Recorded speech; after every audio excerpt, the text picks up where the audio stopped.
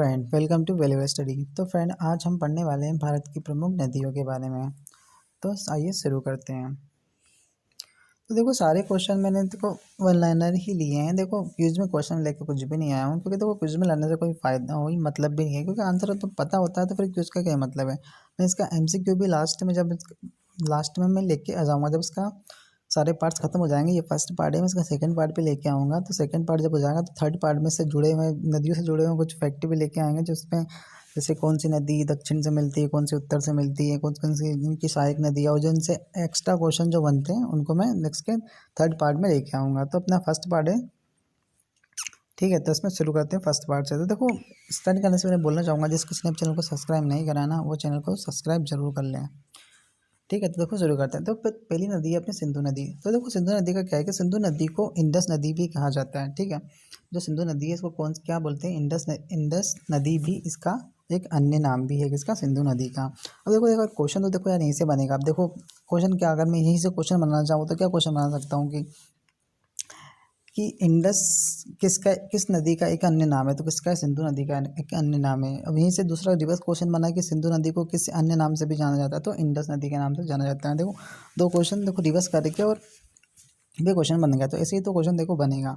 अब देखो इसका जो उद्गम है, जो सिंधु नदी का उद्गम कहाँ से है, अब देखो जब सिंधु नदी है ना, ये तिब्बत स्थित मानसरोवर झील से इसका उद्गम हुआ है। किसका, सिंधु नदी का। कहाँ से निकली है, तिब्बत में स्थित मानसरोवर झील से निकली, कौन सी, सिंधु नदी। अब देखो यहीं से क्वेश्चन अगर बनाना चाहूँ तो कैसे बन सकता है कि सिंधु नदी का उद्गम स्थान कहाँ है, तो तिब्बत में स्थित मानसरोवर झील किसका है, सिंधु नदी का उद्गम स्थल है, ठीक है। अब देखो ऐसे ही क्वेश्चन बनेंगे, मैं बाकी में बताऊंगा नहीं कैसे क्वेश्चन बन सकते हैं। आपको पता होगा कि ऐसे क्वेश्चन बनते हैं और आपने फेस भी किए होंगे, या किसी ने प्रीवियस ईयर क्वेश्चन लगाए होंगे, या मॉक टेस्ट आप देते होंगे, तो ऐसे क्वेश्चन आपके वहाँ पे आपको फेस करने पड़ते हैं, या ऐसे क्वेश्चन आपके मिल जाते हैं आपको।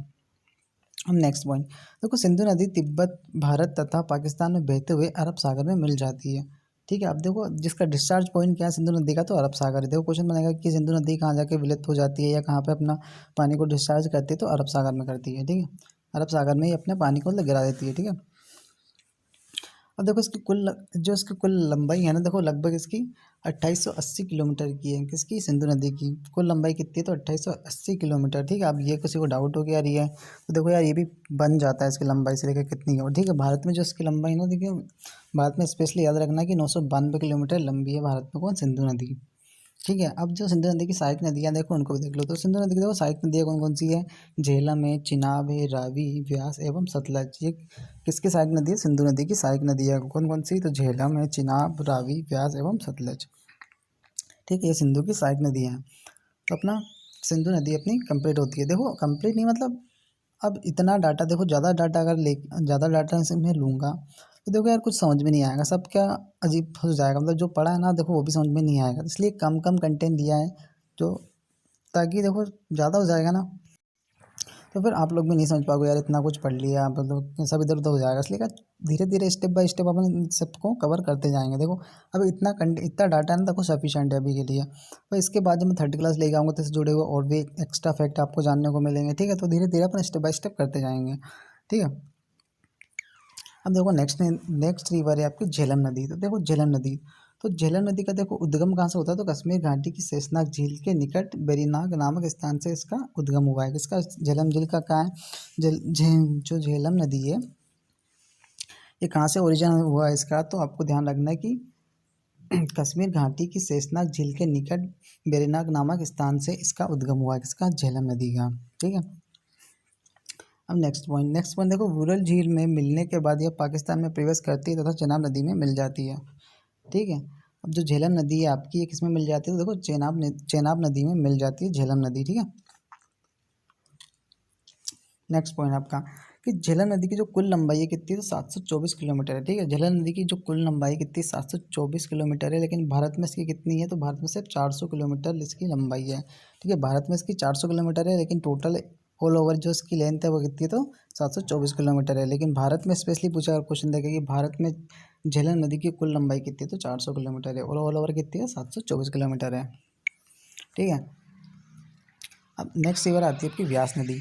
तो ठीक है, देखो व्यास नदी, तो व्यास नदी का देखो उद्गम कहाँ से हुआ है, तो व्यास नदी का जो उद्गम हुआ हिमालय के रोहतांग दर्रे के समीप व्यास कुंड से इसका ओरिजिन हुआ। किसका, व्यास नदी का कहाँ से हुआ है, देखो व्यास में व्यासकुंड आपको मिल जाएगा, तो यहाँ से मिल जाएगा, लेकिन आपको ज़्यादातर जब ऑप्शन आएंगे तो ये रोहतांग दर्रा आपको मिल जाएगा, क्योंकि देखो व्यासकुंड ये तो ईजी होगा। तो व्यास नदी रोहतांग दर्रे के समीप व्यासकुंड से इसका ओरिजिन होगा, इसका व्यास नदी का। और इसकी कुल लंबाई कितनी 470 किलोमीटर तक तय करते हुए पंजाब में सतलज नदी से मिल जाती है। तो उसकी कुल लंबाई कितनी 470 किलोमीटर है।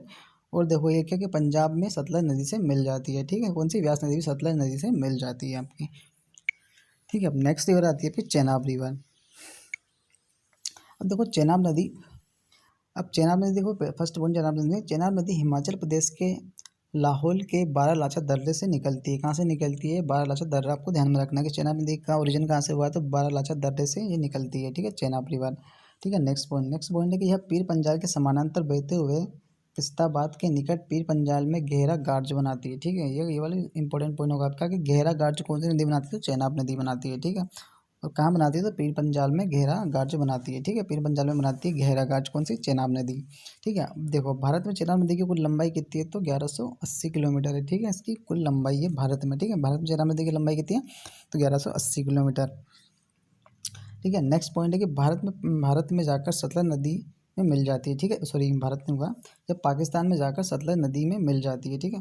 पाकिस्तान में जाकर किससे मिल जाती है? तो सतलज नदी से मिल जाती है, कौन सी? चेनाब रिवर, ठीक है।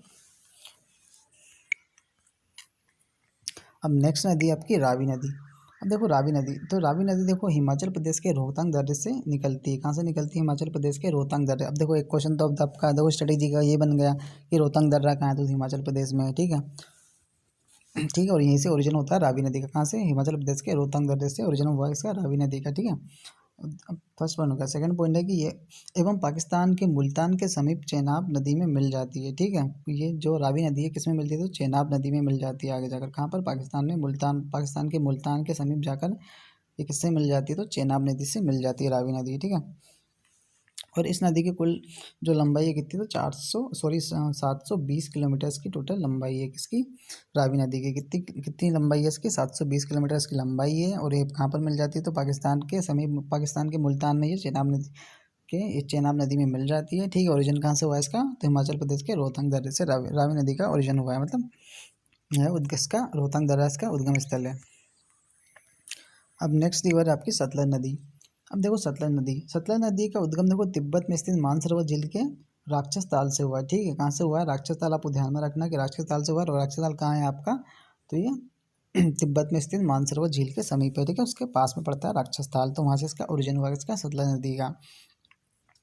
अब ठीक है, देखो अब नेक्स्ट पॉइंट है कि यह नदी अपने उद्गम स्थल से 1500 किलोमीटर दूरी तय करके पाकिस्तान में चेनाब नदी से मिल जाती है। अब सतलज नदी भी किससे मिल रही है? तो चेनाब नदी से आगे जाकर चेनाब नदी में मिल जाती है, कौन सी? सतलज नदी, ठीक है।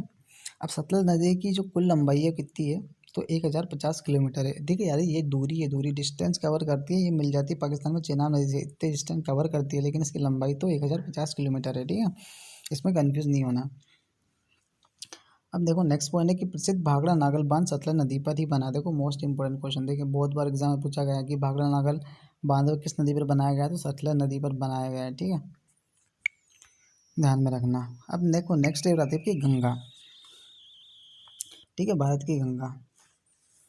अब गंगा नदी देखो, गंगा नदी का उद्गम स्थल कहाँ है? तो उत्तराखंड के गोमुख हिमनद के निकट गंगोत्री ग्लेशियर से इसका उद्गम हुआ है। किसका ओरिजिन क्या है गंगा नदी का? तो गंगोत्री ग्लेशियर, आपको ध्यान में रखना है। अब गंगोत्री ग्लेशियर कहाँ है? तो उत्तराखंड में है, ठीक है। उत्तराखंड के गोमुख हिमनद के निकट गंगोत्री ग्लेशियर से गंगा का उद्गम हुआ, ठीक है। ओरिजिन पॉइंट क्या है? तो आपको गंगोत्री ग्लेशियर याद रखना है। अब गंगोत्री ग्लेशियर जिसको पता है कि उत्तराखंड में, तो ठीक है, वो भी आपका एक स्टैटिक जीके का पॉइंट बन जाता है।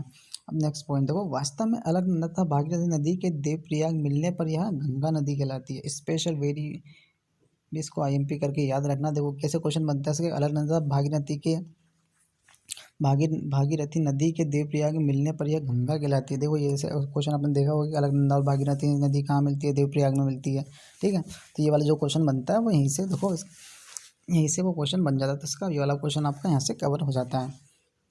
अब नेक्स्ट पॉइंट है देखो, गंगा नदी दक्षिण पूर्व की ओर बहते हुए बांग्लादेश में प्रवेश करती है, जहाँ इसे पद्मा कहा जाता है, ठीक है। ये भी स्पेशल पॉइंट बोल रहा हूँ कि इसको भी एकदम ध्यान में रखना। बहुत बार एग्जाम में पूछा है ये कि पद्मा नदी कि पद्मा नदी किसे कहा जाता है? गंगा नदी को।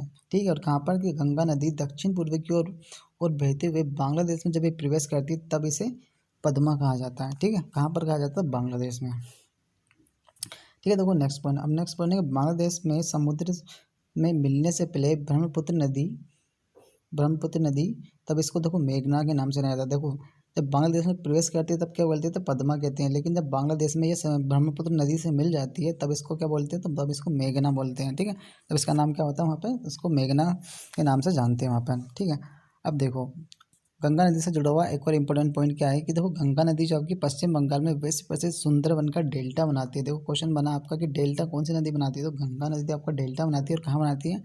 तो सुंदरवन का डेल्टा बनाती है, और सुंदरवन कहाँ आपका? पश्चिम बंगाल में। ठीक है, इससे जुड़ा हुआ क्वेश्चन अभी एसएससी IMTS 2020 में एग्जाम हुआ था, उसमें ये वाला क्वेश्चन बना हुआ था आपका। ठीक है, ठीक है, ध्यान में रखना। देखो पहला क्वेश्चन तो ये होगा कि सुंदरवन आपका कहाँ है? तो पश्चिम बंगाल में। ठीक है, सुंदरवन का डेल्टा कौन सी नदी बनाती है? तो गंगा नदी बनाती है। ठीक है, अब देखो गंगा नदी की कुल लंबाई, देखो गंगा नदी की कुल लंबाई कितनी है? तो 25 किलोमीटर है। ठीक है, 2525 किलोमीटर इसकी टोटल लंबाई है, लेकिन भारत में इसकी कितनी लंबाई है? तो भारत में इसकी 2510 यानी 2510 किलोमीटर भारत में इसकी कुल लंबाई है। अब देखो गंगा की कुछ सहायक नदियाँ जैसे यमुना, सोन, रामगंगा, घाघरा, कोसी, गंडक इत्यादि ये नदियाँ गंगा की सहायक नदियाँ हैं। ठीक है, तो इतनी चीज़ें आपके यहाँ से कवर हो जाती है। जिसको स्क्रीनशॉट लेना है वो स्क्रीनशॉट ले सकता है। अब देखो नेक्स्ट रिवर आती है आपकी यमुना रिवर। तो देखो यमुना नदी की प्रमुख सहायक नदी है। तो यमुना नदी जो है ना, ये किसकी प्रमुख सहायक नदी? तो गंगा की सहायक नदी। ठीक है, फिर यमुना नदी गंगा की प्रमुख सहायक नदी है। ठीक है, यमुना किसकी सहायक नदी है? तो गंगा की है। ठीक है, नेक्स्ट पॉइंट है कि इस नदी का उद्गम उत्तराखंड के यमुनोत्री नामक ग्लेशियर से हुआ है, जो कि बंदरपुर पहाड़ी पर स्थित है। ठीक है, अब यमुना का उद्गम स्थल क्या है? तो इसका यमुनोत्री नामक ग्लेशियर इसका उद्गम स्थल है, किसका? यमुना का। ठीक है, और ये कहाँ? यमुनोत्री जो ग्लेशियर ये कहाँ पर है? तो उत्तराखंड में ही है। ठीक है, और वहाँ की बंदरपुर चोटी पर स्थित है। ठीक है, नेक्स्ट पॉइंट है यमुना नदी के किनारे दिल्ली, मथुरा तथा आगरा शहर बसे हुए हैं। देखो बहुत बार एग्जाम में पूछा है कि दिल्ली किस नदी के किनारे बसा है, मथुरा किस नदी के किनारे बसा है। दिल्ली का तो कई बार क्वेश्चन आया है। तो दिल्ली, मथुरा तथा आगरा किसके? ये यमुना नदी के किनारे पर बसे हुए हैं। स्पेशली याद रखना इसको भी IMP करके। ठीक है, कौन कौन से शहर? दिल्ली, मथुरा और आगरा किस नदी के किनारे बसे हैं? तो यमुना नदी के किनारे। ठीक, इसकी मैंने ट्रिक वीडियो भी कराई है, जिसकी हिंदी देखी वो जरूर देख लें। ठीक है, जो भारतीय शहर किस किस नदी के किनारे बसे हैं मैंने उसकी ट्रिक से पूरे याद करवाए। ठीक है, किसी ने नहीं देखा तो प्लेलिस्ट में जाकर चेक कर सकता है।